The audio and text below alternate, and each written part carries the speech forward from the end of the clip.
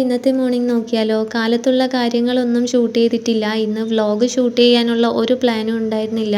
അതുകൊണ്ടാണ് video shoot ചെയ്യാതിരുന്നത്. പിന്നെ breakfast ഉണ്ടാക്കാനായി കിച്ചണിൽ കയറിയപ്പോൾ തോന്നി വീഡിയോ ഷൂട്ട് ചെയ്താലോന്ന്. അപ്പോൾ അങ്ങനെ എടുത്തു തുടങ്ങിയ വീഡിയോ ആണിത്. അരിപ്പൊടിയിൽ വെള്ളം ഒഴിച്ച് മിക്സ് ചെയ്യുന്നത് കാണുമ്പോൾ മനസ്സിലായി കാണുമല്ലോ. ഇന്ന് ഇടിയപ്പമാണ്. ഞങ്ങളുടെ ഇവിടെ നൂൽപുട്ട് എന്നാണ് പറയാറ്. അപ്പോൾ ഇന്ന് നൂൽപുട്ടും മുട്ട റോസ്റ്റും റെഡിയാക്കാമെന്ന് കരുതി. നൂൽപുട്ട് ചെയ്യുമ്പോൾ തിളപ്പിച്ച വെള്ളത്തിലേക്ക് അരിപ്പൊടി ഇട്ട് മിക്സ് ചെയ്ത് എടുക്കുന്നതിനേക്കാൾ നല്ലത് പൊടിയിലേക്ക് തിളപ്പിച്ച വെള്ളം ഒഴിക്കുന്നതാണ്. ഇങ്ങനെ ചെയ്യുമ്പോൾ സേവനാഴിയിൽ അധികം മസിൽ പിടിക്കേണ്ടി വരില്ല. എളുപ്പത്തിൽ തന്നെ ചെയ്യാൻ പറ്റും. മിക്ക ആളുകളും പത്തിരിക്ക് ചെയ്യുന്ന മെത്തേഡിലാണ് ഇടിയപ്പത്തിനും വാട്ടിയെടുക്കാറ്.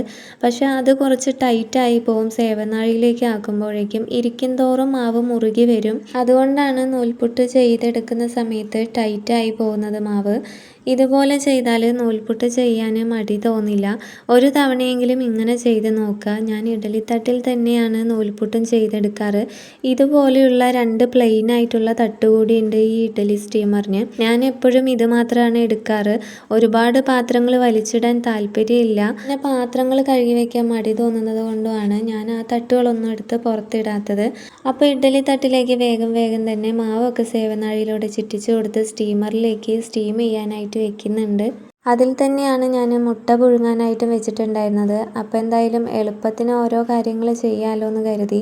ഇതിപ്പോൾ ഇലക്ട്രിക് ടോപ്പിലാണ് കുക്കാവാനായിട്ട് വെച്ചിട്ടുള്ളത്. ഞാൻ ഗ്യാസും ഇലക്ട്രിക് ടോപ്പും ഒരുപോലെ തന്നെ ഉപയോഗിക്കാറുണ്ട്. കറണ്ട് ചാർജ് കൂടുതലൊന്നും വരുന്നില്ല. ഞാൻ കുറേയായി ഉപയോഗിക്കുന്നു. ഇതിൽ സ്റ്റീല് മാത്രമാണ് വർക്കാവൂ. അതുകൊണ്ട് ചിലത് മാത്രമേ ഇതിൽ വെച്ച് കുക്ക് ചെയ്യാറുള്ളൂ.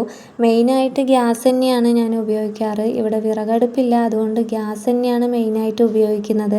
അങ്ങനെ ഇവിടെ നൂൽപുട്ടൊക്കെ റെഡിയായി. അതിനിടയിൽ ഞാൻ എഗ് റോസ്റ്റും റെഡിയാക്കി എടുക്കുന്നുണ്ട്. ഇതിൻ്റെ വീഡിയോ ഒന്നും ഞാൻ എടുത്തിട്ടില്ല. മുമ്പ് ഞാൻ ലോങ് വീഡിയോയിൽ ഇതിൻ്റെ റെസിപ്പി വീഡിയോ ഫുള്ളായിട്ട് കാണിച്ചിട്ടുണ്ട്. അതുകൊണ്ട് ഇതിൻ്റെ വീഡിയോസൊന്നും ഞാൻ ഷൂട്ട് ചെയ്തിട്ടില്ല. കാലത്ത് ഈസിയായി തന്നെ ചെയ്യാൻ പറ്റിയ ഒരു കറിയാണ്. അടിപൊളി ടേസ്റ്റാണ്. എല്ലാ പലഹാരത്തിനും കോമ്പിനേഷനായിട്ട് പോകും. അത്രയും ടേസ്റ്റാണ്. ഇക്കാക്ക് സമയമായതുകൊണ്ട് വേഗം തന്നെ കഴിക്കാനൊക്കെ കൊടുത്തു. പിന്നെ മോളെ സ്കൂളിലേക്ക് റെഡിയാക്കിയ ശേഷം ഞങ്ങളും കഴിച്ചു. എൻ്റെ വീഡിയോസ് ആദ്യമായിട്ട് കാണുന്നവരാണെങ്കിൽ പ്ലീസ് ഒന്ന് സബ്സ്ക്രൈബ് ചെയ്യുക. വീഡിയോ ഇഷ്ടമായാൽ ലൈക്ക് ചെയ്യുക, ഷെയർ ചെയ്യുക. പിന്നെ വീഡിയോസിനെ കുറിച്ചുള്ള അഭിപ്രായങ്ങൾ നിങ്ങൾ മസ്റ്റായിട്ട് തന്നെ പറയുക. അപ്പോൾ ഇന്നത്തെ വീഡിയോ ഇത്രയൊക്കെ ഉള്ളൂ. നെക്സ്റ്റ് നല്ലൊരു വീഡിയോ ആയിട്ട് വരാം. Okay, by.